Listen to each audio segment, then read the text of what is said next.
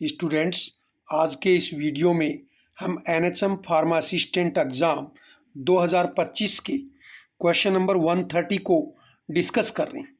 और डिस्कस करने की वजह है कि इसका जो आंसर बोर्ड ने दिया है वो गलत दिया है, इसीलिए हम इसको डिस्कस कर रहे हैं।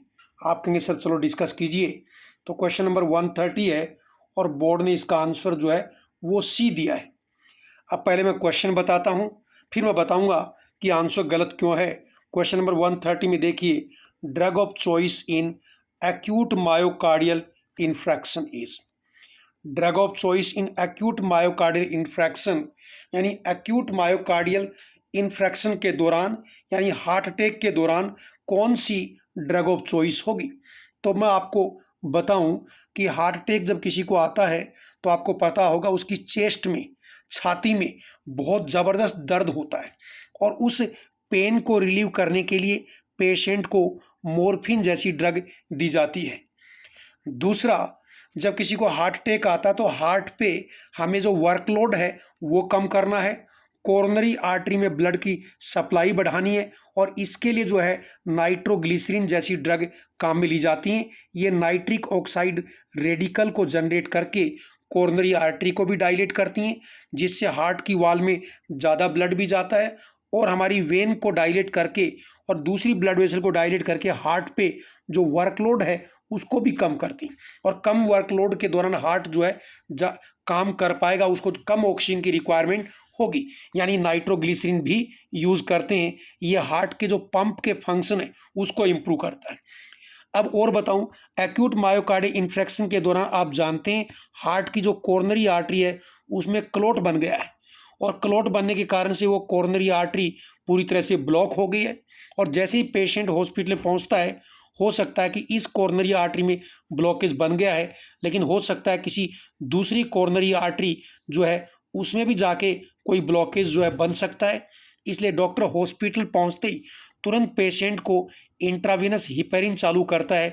ये एंटीकोगुलेंट है और एक बार एंटीकोगुलेंट को हम स्टार्ट कर देते हैं तो जो क्लॉट बन चुके हैं उनका तो ये कुछ नहीं कर सकते, लेकिन एक बार इनको स्टार्ट कर दिया तो और क्लॉट नहीं बनेंगे, नए क्लॉट का फॉर्मेशन जो है ये रोक देते हैं, जो बन गए उनका कुछ नहीं करेंगे। अब दूसरी बात, अब जो क्लॉट बन चुके हैं इनको डिजोल्व करने के लिए डॉक्टर क्या करे, तो इनको डिजोल्व करने के लिए डॉक्टर स्ट्रेप्टोकाइनेस जैसी ड्रग देता है और ये क्लॉट डिजोल्विंग है, ये क्लॉट को डिजोल्व करेंगी।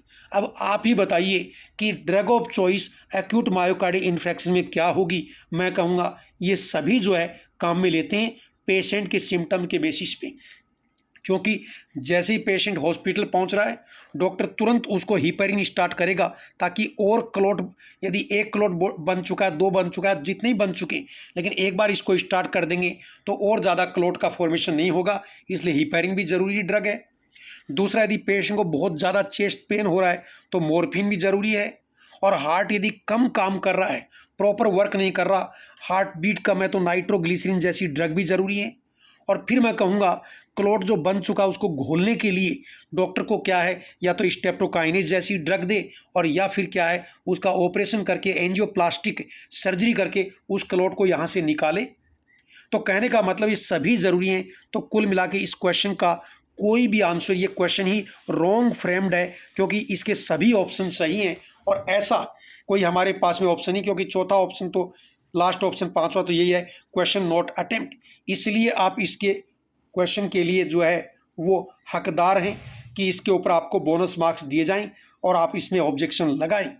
अब इसके अंदर देखो मैंने कुछ चीज़ें बताई हैं, करेक्ट आंसर क्या है, तो यहाँ ऑल आर करेक्ट हैं जो मैं कह रहा हूँ, लेकिन जब आप ऑब्जेक्शन लगाएंगे तो ये ऑप्शन नहीं मिलेगा आपको। वहाँ आप कह सकते हैं, वो उसमें कहेगा कि इसके अंदर रॉन्ग आंसर है, तो रॉन्ग आंसर इसको ठीक कर सकते हैं, या ये कह सकते हैं कि इनमें सभी ऑप्शन करेक्ट हैं, या जो भी आपको ठीक लगे उन ऑप्शन के अकॉर्डिंग कोई चीज़ चूज करेंगे, लेकिन ऑल आर करेक्ट जो है ये सही बात है। अब कौन सी बुक का मैंने आपको प्रूफ लगाने के लिए बोला है, एसेंशियल ऑफ मेडिकल फार्माकोलॉजी, ये बुक का नाम है। ऑथर का नाम के.डी. त्रिपाठी, बहुत अच्छे ऑथर हैं। इनका एडिशन जो है 5th एडिशन 2003 में आया, उस एडिशन का प्रूफ लगा रहे हैं। पेज नंबर जो है वो 501, 502 ये हैं और publisher JP brother medical publisher limited, ये पब्लिशर है। अब मैं आपको प्रूफ भी दिखा देता हूँ, हालांकि मोस्टली चीज़ें मैंने आपको डिस्कस करके बता दी हैं। तो ये देखो, इस बुक के इस पेज के ऊपर जो है ड्रग थेरापी इन मायोकार्डियल इन्फ्रैक्शन, ये हेडिंग लिखा हुआ है।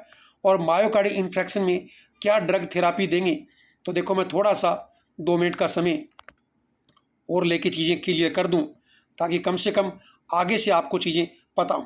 और कई चीज़ें क्वेश्चन के बहाने हमें याद हो जाती हैं, ऐसे ही हम ध्यान नहीं देते, लेकिन क्वेश्चन के बहाने हम उसको याद कर लेते हैं। तो देखो, यदि पेशेंट को पेन है, चिंता है, घबराहट है, तो ऐसे केस में उसको ओपोइड नाल्जेसिक, मॉर्फिन और पैथिडीन जैसी ड्रग जो है उसको दी जाती हैं। तो ये भी ज़रूरी दवा है। ऑक्सीजन थेरापी की जाती है। पूरा ट्रीटमेंट मैं आपको नहीं बताऊंगा, मैं सिर्फ क्वेश्चन पे फोकस रखूंगा। दूसरा, यदि उसका हार्ट काम कम कर रहा है, हार्ट फेलियर हो रहा है, तो मैंने आपको कहा कि हार्ट के फंक्शन को रिस्टोर करने के लिए उसको वोसोडाइलेटर ड्रग देंगे। और जो मैंने आपको बताया कि जो GTN बोल सकते हैं या इसी को नाइट्रोग्लिसरीन बोल सकते हैं, जो हमारे क्वेश्चन में है, तो नाइट्रोग्लिसरीन जैसी ड्रग जो कि वोसोडाइलेटर है, इन ड्रग को भी दिया जाता है। ये भी आपके ऑप्शन के अंदर है इसके ट्रीटमेंट में। उसके बाद और आगे चलिए, नेक्स्ट पेज में इसका ट्रीटमेंट है। इसमें क्या लिखा हुआ है कि एक बार जो क्लॉट बन चुका है वो क्लॉट बढ़े नहीं, उसका फर्दर एक्सपांसन और एक्सटेंशन ना हो, इसके लिए क्या है, देखो, प्रिवेंट द थ्रोम्बस एक्सटेंशन, यानी थ्रोम्बस मतलब जो क्लॉट बन गया उसका एक्सटेंशन ना हो, इसके लिए पेशेंट को हिपरिन जो है वो दी जाती है।